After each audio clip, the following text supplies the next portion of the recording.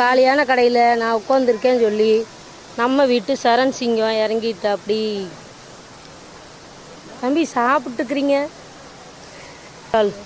கயிறு கட்டி தள்ளு வண்டியில் இழுத்துட்டு போகிறாங்க. நம்மளை பார்த்தோன்னே வேகமாக போயிட்டாங்க. ஃப்ரெண்ட்ஸ், இங்கே கலாக்கா தான் ஃபேமஸ். இன்ன வரைக்கும் கலாக்காய் பான்னு தேடணும். இங்கே வருங்க, கலாக்கா கூறு கட்டி வச்சுருக்காங்க. குளிக்க போகிறோம். தீர்த்தமெல்லாம் எடுக்கிறாங்க ஃப்ரெண்ட்ஸ். இங்கே பாருங்க, நம்ம சொல்கிறதுக்கு முன்னாடியே போய் இறங்கிட்டு இப்போ கூலிங்காக இருக்குதுன்னு சொல்கிறாங்க. சரியான கூலிங்களாமா. இங்கே பாருங்க. ஹலோ ஃப்ரெண்ட்ஸ், நாங்கள் குளிக்க வந்திருக்கோம். எங்கள் மாமா வேற பாருங்க, ஆர்வமா குளிக்க வந்திருக்காரு. இவர் சாம்பை தேடி எடுத்துருவாரா?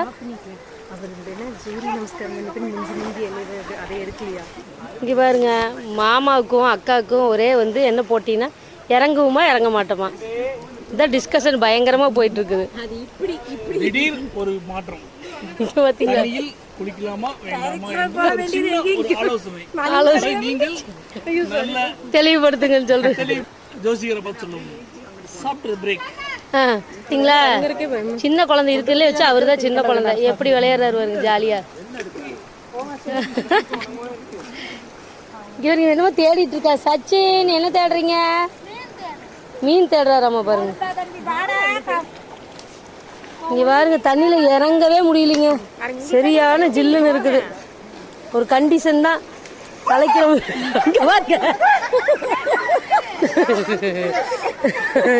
நம்ம சிங்கம் நனைஞ்சோடனே கத்துறத பாருங்க.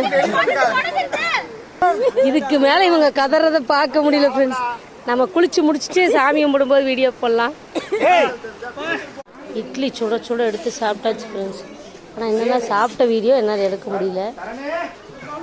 பூரி வடை ஒவ்வொன்று பெருசு பெருசாக இருக்குது.